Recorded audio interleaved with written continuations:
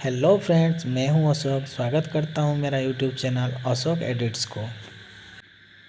तो फ्रेंड, मैं आज लेकर आया हूँ होटल राजमहल की एपिसोड 4। ऐसे ही पूरा एपिसोड देखने के लिए आप मेरे चैनल को लाइक, शेयर एंड सब्सक्राइब करना ना भूलें।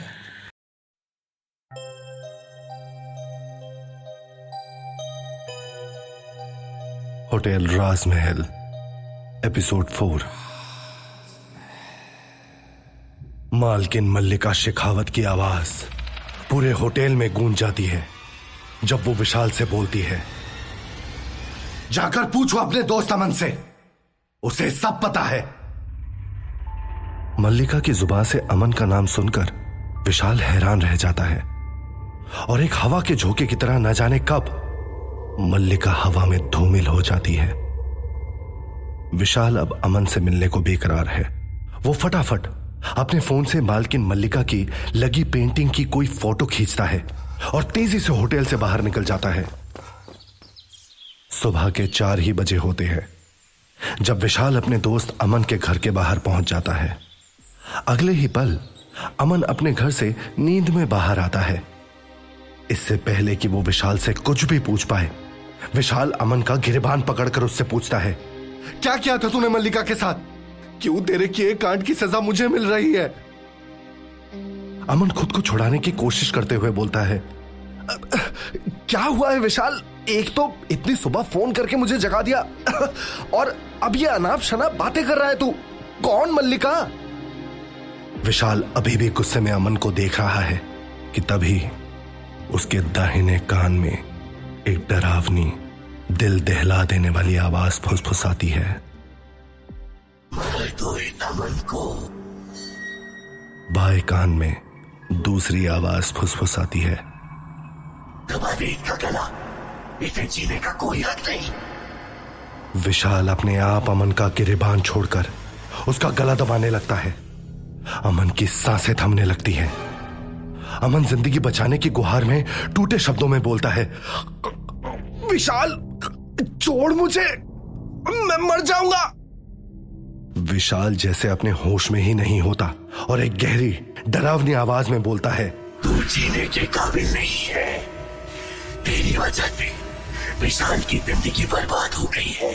अमन, जिसकी सांसें बिखरने लगी हैं, वो विशाल के हाथों पर कस कस कर मारने लगता है। छोड़ मुझे विशाल, विशाल अपने होश में आ। अमन अपनी बची पूरी जान से बोलता है, विशाल, और वो विशाल को धक्का देता है। अचानक विशाल जैसे अपने होश में आता है और सामने अमन को अपनी गर्दन पकड़े खांसते हुए देखता है। विशाल हैरत में देखता है और अमन से पूछता है, क्या हुआ तुम्हें अमन? अमन खांसता हुआ विशाल को देखता ही रहता है। सूरज की पहली किरण पृथ्वी को चूमने वाली होती है जब अमन और विशाल अमन के घर के नजदीक वाली रेल पटरी पर बैठे होते हैं। विशाल बड़बड़ाते हुए बोलता जा रहा है, वो मुझे मार देगी, वो होटल मेरी जान ले लेगा। तभी अमन बोलता है, मैं उस होटल की मालकिन के साथ क्या कर सकता हूं जब मैंने कभी उसे देखा तक नहीं है। तभी विशाल को याद आता है। वो बोलता है, मैंने होटल से निकलते वक्त मालकिन की पेंटिंग की फोटो खींची थी। वो तुरंत अपने फोन में अमन को मालकिन की फोटो दिखाता है और बोलता है, ये है उसकी फोटो, देख इसे और बताओ तुमने इसे कहां देखा है। अमन गौर से विशाल के फोन में देखता है और फिर विशाल को देखते हुए कहता है, मुझे तुम्हारी बहुत चिंता हो रही है विशाल, कहीं इन सब में तुम अपना मानसिक संतुलन न खो दो। विशाल हैरान होकर बोलता है, यही क्या बके जा रहे हो तुम? फोटो देखो और बताओ तुमने इसे कहां देखा है। अमन एक गहरी सांस भरता है और फोन को पलटकर विशाल को दिखाता है। फिर कहता है, खुद देखो तुम, मुझे क्या दिखा रहे हो? विशाल फोन में देखता है और मल्लिका की फोटो की जगह एक कंकाल की फोटो है। विशाल अचानक से स्तब्ध रह जाता है। उसके हाथ कांपने लगते हैं। वो अपना सर पकड़ लेता है और बोलता है, ये सब क्या हो रहा है मेरे साथ? उसने मुझे कहा था कि तुम्हें पता है, सब कुछ पता है। अमन हिम्मत देते हुए विशाल से बोलता है, विशाल, तुम्हें कुछ नहीं होगा। क्या नाम बताया तुमने उस होटल की मालकिन का? विशाल बोलता है, मल्लिका शेखावत। अमन अपने फोन के इंटरनेट पर मल्लिका शेखावत का नाम सर्च करने लगता है। कुछ फोटो रिजल्ट में आते हैं। अमन बोलता है, विशाल, देखो इन फोटो को, क्या इसमें होटल राजमहल की मालकिन की फोटो भी है? विशाल गौर से सभी फोटोज को एक एक कर देखता जा रहा है और उसकी नजर जाकर रुकती है मल्लिका की फोटो पर। वो अमन को मल्लिका की फोटो दिखाकर बोलता है, यही है मल्लिका। अमन गौर से फोटो को देखता है और सोचते हुए कहता है, कहीं तो देखा है इस चेहरे को, लेकिन ये याद नहीं है कि कहां देखा है। विशाल लगभग गिड़गिड़ाते हुए कहता है, प्लीज अमन, याद करो, मेरी जिंदगी बचा लो, वरना बहुत जल्द होटल राजमहल से सिर्फ मेरी लाश बरामद होगी। अमन हौसला देते हुए कहता है, तुम इतना परेशान मत हो विशाल, मैं इस मल्लिका शेखावत के बारे में सब पता लगा लूंगा। तुम अब अपने रूम पर जाओ और आराम करो, वरना तुम बीमार पड़ जाओगे। विशाल अपने कमरे में सोने की कोशिश कर रहा है। जैसे ही उसकी नींद लगती है, वैसे ही उसे जोर से हिलाकर कोई जगा देता है। विशाल परेशान अपने इर्द गिर्द देखकर पूछता है, क्या दुश्मनी है मुझसे? मुझे सोने क्यों नहीं देते? तभी उसके कान में कोई फुसफुसाता है, हम भी तो नहीं सोए हैं पिछले 60 सालों से। विशाल झुंझला कर कहता है, मार दो मुझे या फिर चैन से जीने दो। तब उसे सिर्फ एक डरावनी हंसी सुनाई देती है। विशाल वापस सोने की कोशिश करता है। जैसे ही उसकी आंखें बंद होती हैं, तभी कोई अदृश्य शक्ति उसकी रजाई खींचकर नीचे फेंक देती है। विशाल फिर भी अपनी जगह से नहीं हिलता और आंखें बंद किए बस लेटा रहता है। तभी वो अदृश्य शक्ति विशाल के पैर पकड़कर उसे घसीटकर चारपाई से नीचे गिरा देती है। विशाल उठता है और वापस चारपाई पर लेटने जाता है, लेकिन तभी कोई अदृश्य ताकत चारपाई को खड़ा कर देती है। विशाल दहशत में यह देखता रह जाता है। उसकी नजर कमरे में लगे आईने पर पड़ती है तो वो देखता है कि एक जले हुए आदमी ने चारपाई को एक हाथ से उठा रखा है। आईने में उसे अपने कमरे में एक दो नहीं बल्कि 8 दुष्ट राख की तरह जली हुई खूंखार आत्माएं दिखाई देती हैं।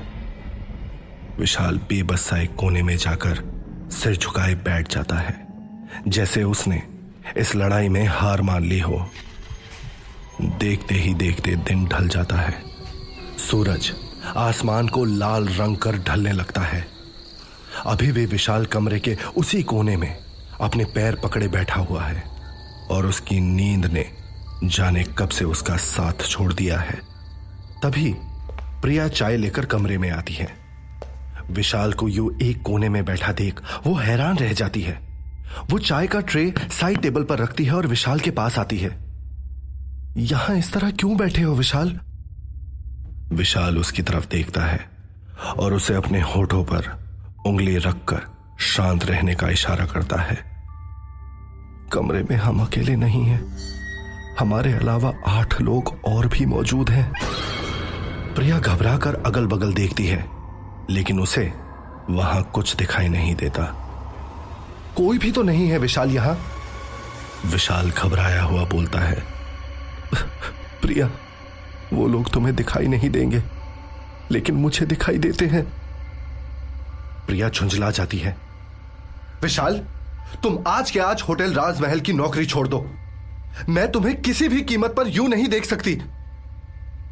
तभी विशाल को डरावनी हंसी सुनाई देती है।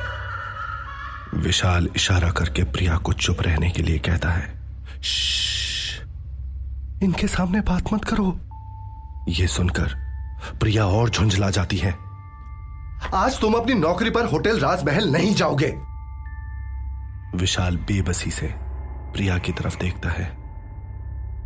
मैं नहीं जाना चाहता, लेकिन 11 बजते ही मैं अपने आप होटल राजमहल पहुंच जाता हूं। प्रिया कहती है, मैं देखती हूं आज तुमको कौन यहां से होटल राजमहल लेकर जाता है। दीवार की घड़ी में रात के 11 बजने में सिर्फ 1 मिनट बचा है। प्रिया ने विशाल को चारपाई के साथ बांध दिया है। उसके हाथ चारपाई के फ्रेम से बंधे हैं और पैर चारपाई के निचले हिस्से में बंधे हैं। प्रिया और विशाल दोनों घड़ी को एक टक देख रहे हैं और सेकंड्स की सुई टिक टिक टिक टिक करते हुए 12 से टकराती है और ठीक 11 बज जाते हैं। विशाल की आंखें अपने आप बंद हो जाती हैं। विशाल डरता हुआ अपनी आंखें खोलता है। अपने आसपास देखकर उसके जिस्म में एक सिरहन दौड़ जाती है। खुद को विशाल होटल राजमहल के रिसेप्शन डेस्क पर पाता है। उसके हाथों और पैरों में रस्सियों का एक सिरा बंधा हुआ है। विशाल को यकीन हो जाता है कि भले ही वो पाताल लोक में जाकर छिप जाए तो भी 11 बजे उसे होटल राजमहल में आना ही पड़ेगा। तभी अचानक से विशाल को अपने आसपास एक ठंडी हवा के झोंके का एहसास होता है और अगले ही पल होटल का मेन डोर खुलता है और सामने से प्रिया होटल में दाखिल होती है।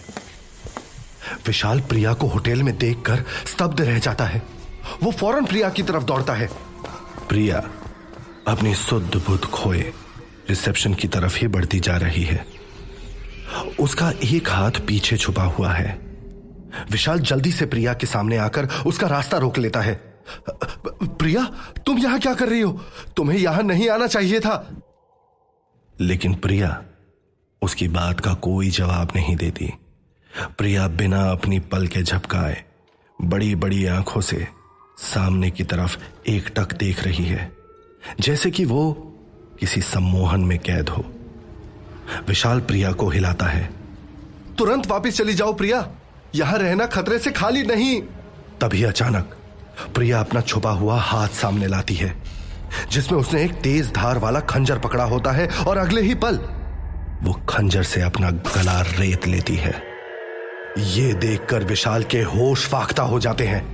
प्रिया की गर्दन से चौड़ी खून की धारा पानी की झरने की तरह नीचे बहने लगती है। लेकिन यहां फर्क सिर्फ इतना ही है कि ये खून की धार है। वहीं प्रिया अगले ही पल नीचे गिरने लगती है। जल्दी से विशाल उसे अपने बाहों में थाम लेता है और चिल्ला चिल्ला कर रोने लगता है। ये तुमने क्या किया प्रिया? प्रिया सिर्फ विशाल को एक टक देखती रहती है। विशाल रोते हुए आगे बोलता है, तुम क्यों आई यहां प्रिया? ये इंसानों की बस्ती नहीं है, यहां सिर्फ हैवान बसते हैं। वो प्रेत आत्माएं जो बरसों से यहां इस राजमहल में भटक रही है। विशाल हड़बड़ा जाता है। मैं तुमको अभी अस्पताल ले चलता हूं। विशाल प्रिया को अपनी बाहों में उठाता है और दरवाजे की तरफ भागने लगता है। जैसे ही वो दरवाजा लांघने वाला होता है कि तभी दरवाजा अचानक से उसके चेहरे पर धड़ाम से बंद हो जाता है। इससे विशाल सदमे में आ जाता है और वो चिल्लाता है, दरवाजा खोलो, प्लीज दरवाजा खोलो।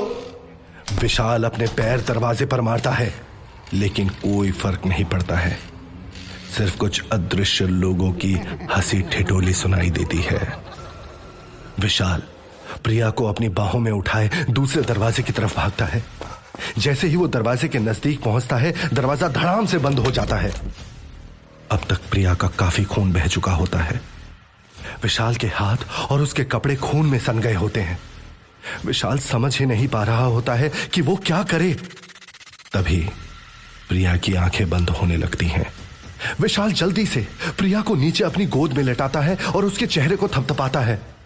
प्रिया, अपनी आंखें खुली रखो, मैं तुमको हॉस्पिटल ले जाऊंगा।